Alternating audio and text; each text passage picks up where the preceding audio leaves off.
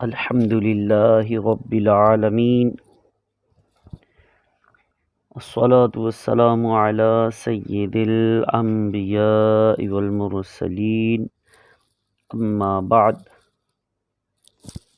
40 حدیثیں سیکھنے کا سلسلہ جو ہے جاری و ساری ہے۔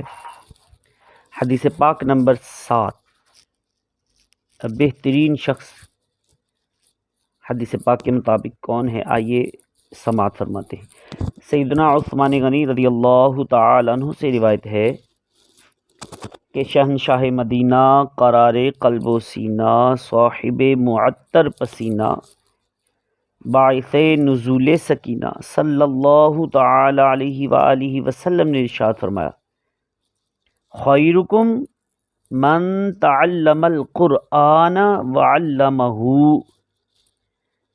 یعنی تم میں بہترین شخص وہ ہے جس نے قرآن کو سیکھا اور دوسروں کو سکھایا۔ صحیح بخاری کتاب فضائل القرآن باب خیرکم، حدیث پاک نمبر 5027 اور جلد 3 صفحہ نمبر 410۔ تو قرآن پاک سیکھنے سکھانے میں بہت وسعت ہے، اس کا مفہوم بچوں کو قرآن پاک کے ہجے سکھانا یہ بھی اس میں شامل ہے۔ سیکھنے سکھانے میں قاری صاحبان ہیں، ان کا تجوید کے ساتھ قرآن پاک پڑھنا، سیکھنا، سکھانا یہ بھی اس میں شامل ہے۔ علماء کرام کا قرآنی احکام بذریعہ حدیث پاک یا فقہ سیکھنا سکھانا یہ بھی اسی میں شامل ہے، قرآن پاک کو سیکھنے سکھانے کے معاملہ میں۔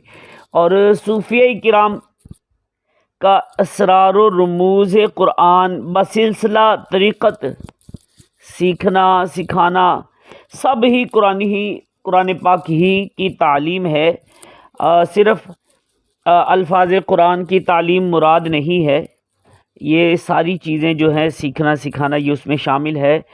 تو جو بندہ یہ چیزیں سیکھتا ہے سکھاتا ہے تو وہ اس میں شامل ہے کہ خیرکم من تعلم القرآن وعلمہ، یعنی تم میں سے بہترین شخص وہ ہے جس نے قرآن کو سیکھا اور دوسروں کو سکھایا۔ مشورہ بھی ہے، گزارش بھی ہے، ریکویسٹ بھی ہے، اگر آپ خود پڑھے ہیں، آپ تجوید کے ساتھ قرآن پاک کو پڑھنا جانتے ہیں، جو سیکھے ہیں تو وہ دوسروں کو سکھانا شروع کر دیجئے، اور اگر آپ نہیں سیکھے تو دوسروں سے سیکھنا شروع کر دیجئے۔ یہ ہمارے رب کا کلام ہے، اللہ پاک نے ہمیں ہزاروں کتابیں یاد کرنے کے لیے نہیں دی، قرآن پاک واحد کلام ہے ہمارے رب کا، جس کا سیکھنا ہمارے لیے ضروری ہے۔ اس کی قواعد و ضوابط وغیرہ سب کے لیے کوشش کی جائے، ان کو سیکھا جائے۔ اگر سیکھے ہیں تو دوسروں کو سکھانا شروع کر دیجئے، اور نہیں سیکھے تو سیکھنا شروع کر دیجئے۔ انشاءاللہ اس سے دینی دنیاوی دونوں فوائد حاصل ہوں گے۔ یہی ہے آرزو، تعلیم قرآن عام ہو جائے، تلاوت کرنا صبح و شام میرا کام ہو جائے۔ آمین بجاہ النبی الامین صلی اللہ علیہ وآلہ وسلم۔